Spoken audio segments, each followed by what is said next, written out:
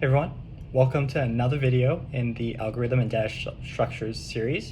Today we're going to be taking a look at another Leetcode problem.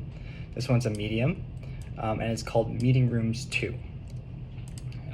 So the problem statement we have today is given an array of meeting time intervals where intervals sub I equals start and end. Return the minimum number of conference rooms required. Cool, and it might be easier if we kind of take a look at an example case together. So here our input intervals consist of these three blocks of time from 0 to 30, 5 to 10, 15 to 20. Cool. We want to be outputting 2, it looks like, because we need basically 2 rooms to satisfy this schedule. So we have 1 for this meeting from 0 to 30. And for this meeting room 5 to 10, because there's an overlap between times, we'll need to allocate another room in order to accommodate the schedule. Cool, and then at this 15, it looks like this room is done, so we should be good from there. Another example here real quick, 7 to 10, 2 to 4. We can schedule a first meeting in one room from 2 to 4. That's going to be done before the start time of this meeting, so we only need 1 room in total. So go ahead and pause the video at this point and see if you can come up with a solution on your own.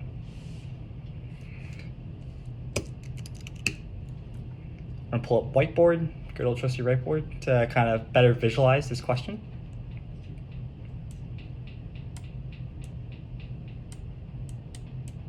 So just going to put an example case here, 1 to 5,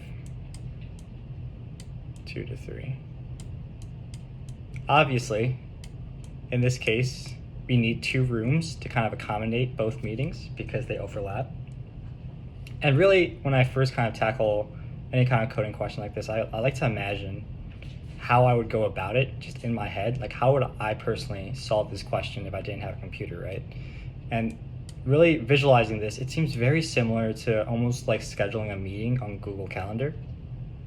If we kind of imagine these numbers, right, are just hours. So let's say this first meeting starts at 1, ends at 5. We can kind of like create some sort of Google Calendar from the hours 0, 1, 2, and this will keep going technically to the highest number present in the array. For this, let's just say 5. I can block off a time space, right, from this 1 to 5, and that basically represents the first meeting.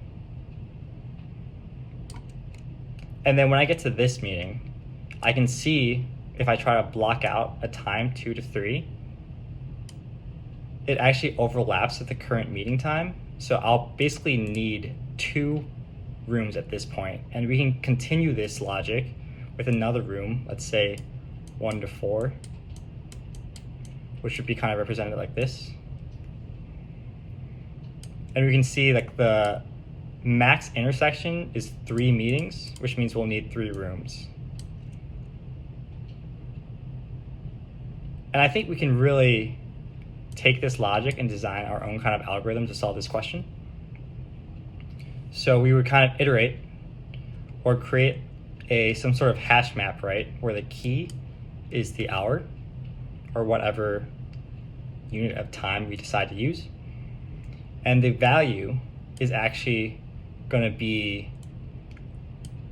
probably represented as an integer. So I can just default it to 0 every single time. So let's say I have this hash 0, 1, 2, 3, initialize everything to 0. And then let's say I have a meeting 1 to 3.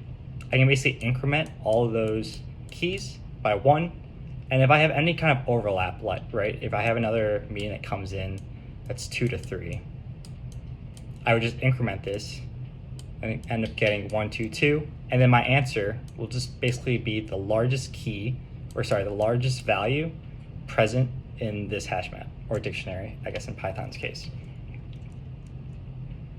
We can kind of talk a little bit about time and space complexity here. We're going to run into possibly an issue with timing out, and I'll explain why. So first off, right, we have to construct this hash map or dictionary based on how many elements are present in the actual schedule or lists. Actually, more than that. In this example, 1 to 5, 2 to 3, we're not just creating 4 elements or 4 keys in this hash map, we're creating the range from 1 to 5, so 1, 2, 3, 4, 5. So if there's a large range, so let's say I get some sort of time that's like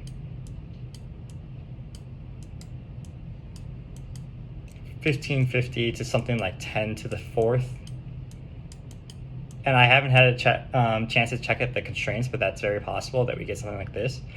We basically are going to be iterating from the start time to the end time, and each iteration, which can really eat our time complexity. But assuming best case or a simple case like this 1 to 5, 2 to 3, I think this answer will be more than sufficient. So why don't we code this out, and then we can kind of take a look at how we can optimize the solution. Cool. So just to iterate, we want to kind of create a dictionary that represents this overall schedule. So for each interval, we want to increment the hour, and I'm going to just use hour just for simplicity here, the hour range. So basically this like list 0 to the last index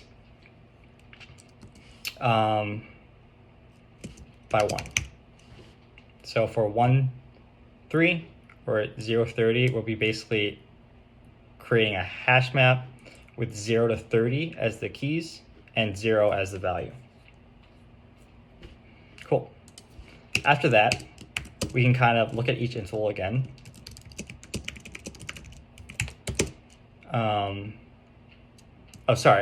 Once that's done, right, we already have a populated dictionary. All we really have to do is find the highest value in the dictionary and return. Cool, so let's see how that would look like in code. I will need to import default dict from collection. From collections, import default dict. Cool.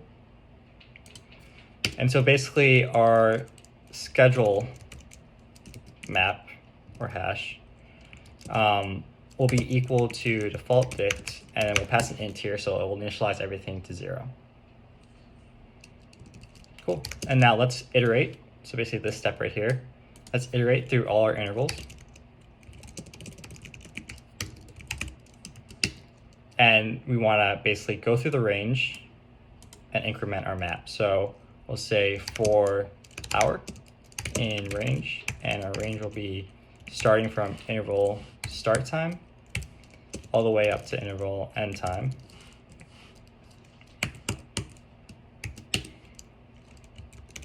We will want to update our hash map accordingly. So this will be plus equals to 1. Cool. Let's just print out our schedule map at this point to see what we're working with. So we got 5 to 6, so we can see there's 2 overlaps at the hours of 6 and 7, and that is our answer. So we're on a good track. So at this point, let's just find the max value.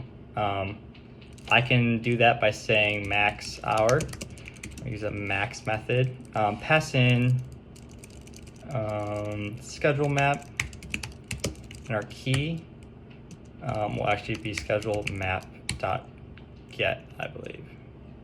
So we'll actually compare all the values in our map or dictionary, return the key. So we actually want to be returning the value. So schedule map at the max hour. And hopefully that syntax is correct. Cool, looks like that passed. We can maybe throw in an example test case here. Cool, that looks great. I see that we have some constraints here, so if I submit this, it will probably run into some timeout issues because we'll get those like super large ranges. And yeah, it looks like it is kind of timing out. And we can see, yes, it makes sense. This test case completely destroys our solution based on time. So how can we kind of optimize this, right? So if we go back to the whiteboard real quick, and if you haven't come up with the optimized solution yet, feel free to pause the video and kind of think about it and see what ideas you come up with. That's really the best way to get better at this. But yeah, we can kind of take a look at what we can do, right? So let's just say 1 to 3.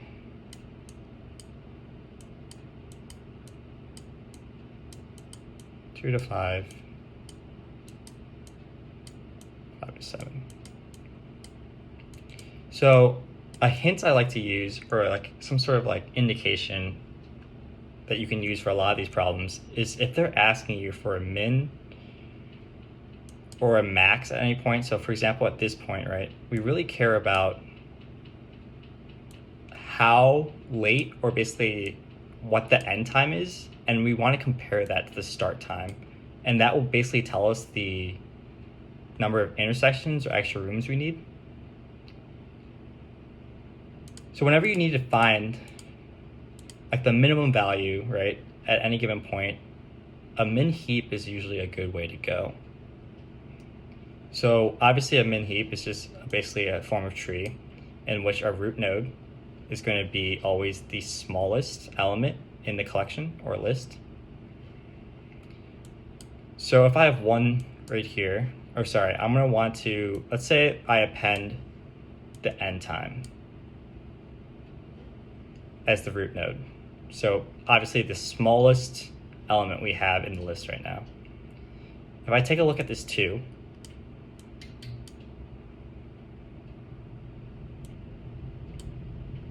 sorry, this 5. If I take a look at this 5, right, it ends after, actually no, this 2 is what we care about. This 2 ends, basically is less than this 3, or basically my smallest element right now.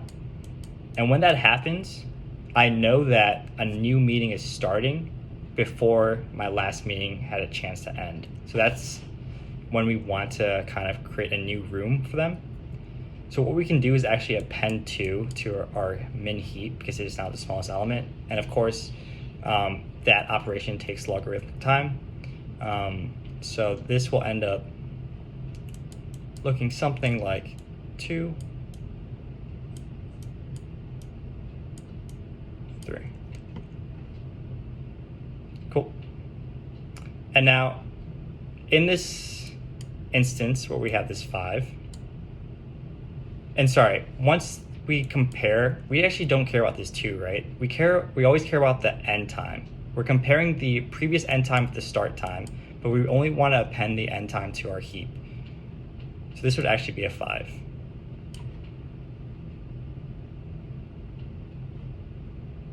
Cool. So we have a 5 and 3, basically representing the end times of our first 2 meetings. Now when we take a look, and sorry, this would be 3, obviously, because the root is going to be smaller than all its children. So this is actually what the heap would look like after this iteration. So once you get to this iteration, we're comparing the start time with our lowest element. Our lowest element actually ends before the start time. So what we can do is actually pop out this 3. So after this, we would just have a 5. And actually append this new end time to our heap. So we get 5 and 7. At the very end of our iteration, our answer is really the length of our heap, representing how many extra rooms we had to allocate. If that makes sense, let's kind of jump into the code. So we can just keep this for now. This is kind of solution 1. For our solution 2, what we can actually do is create a heap that will keep track of the smallest end time, or basically the earliest end time. iterate through all the intervals in each iteration. We basically want to compare our heap.top, which will basically be that very last or smallest element in the heap. And we'll compare that with our interval start time. And this will tell us whether or not we need to allocate a new room. And there are basically two paths we can take here, right? If the interval start time is greater than or equal to my earliest end time, that basically value we just popped up earlier, we can pop out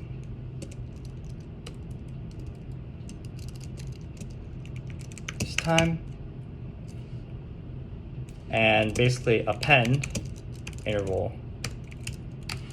end time, right? Because that basically represents the earliest time that a room is now available.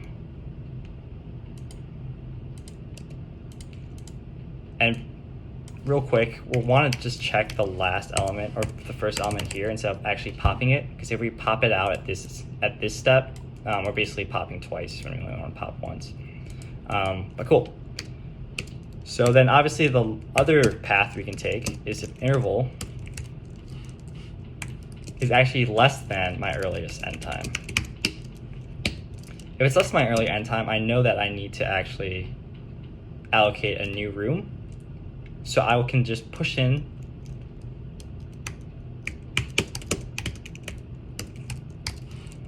interval 1. And I'm gonna have to push in, yeah, this will be push. Cool. And I think that concludes basically what our algorithm is doing. So let's go ahead and just see how this looks like in code. So we'll start out with creating a heap.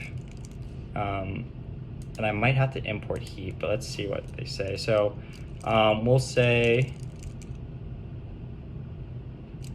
heap, or we'll say schedule heap.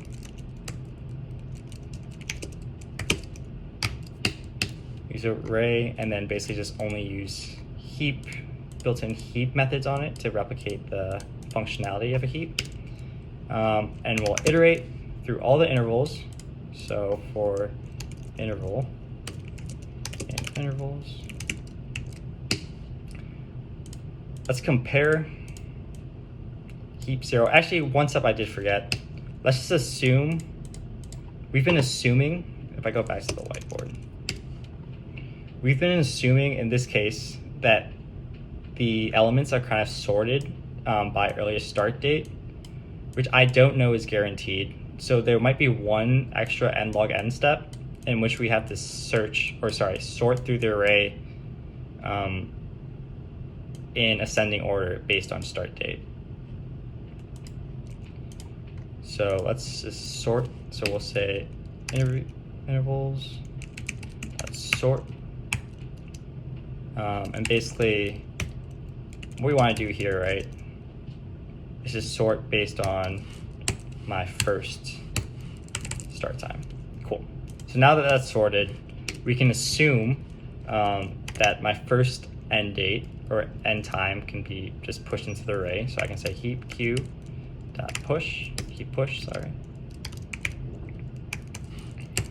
And then we'll push into the schedule heap, which we obviously have to initialize before.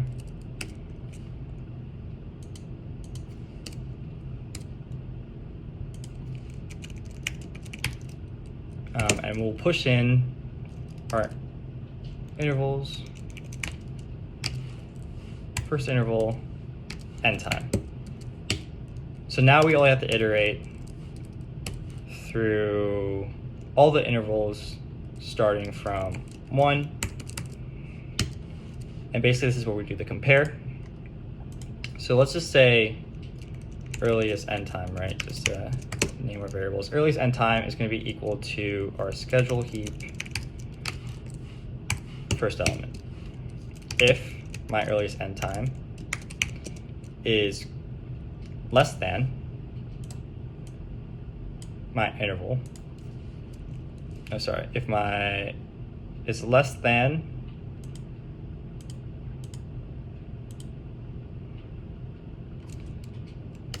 is greater than my interval 0. I'm just going to switch it up so it matches this. So my earliest end time ends later than my current start time. I can just push an interval because basically I'll need to allocate an extra room for this. So we'll say heap queue dot heap push schedule heap, and we'll push in my interval, and we'll make sure to push in my interval end time. Cool. Else, basically this conditional, we will pop out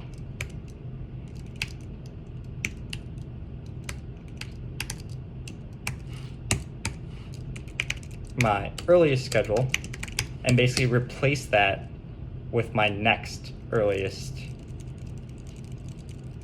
end time. So we can say heap queue dot heap push schedule heap interval 1. Cool. And just looking at this, we can simplify this, right, by just kind of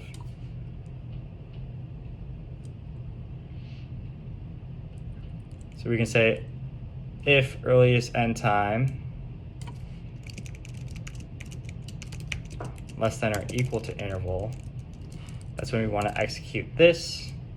But looks like we're going to be kind of doing this push action on each condition, so we might as well just put that outside the conditional. Cool. So once that's all done, all we have to do with this step is return our heap length. So we can just return length of my schedule. Cool. So to reiterate before we run this code real quick, create a new heap. We want to sort the current intervals based on start time and push in my first end time into the heap. For each iteration, we're comparing my earliest end time, or basically that root node of the heap, to my current start time. If it's less than or equal to my start time, I know that I don't have to schedule another room, so I'll just heap pop my current room, earliest end time, and push in an updated end time, returning the length.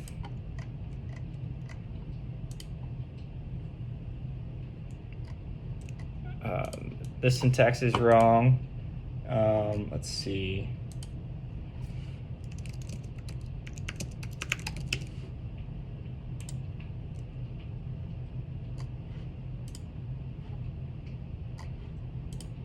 What happens if I just sort it like that?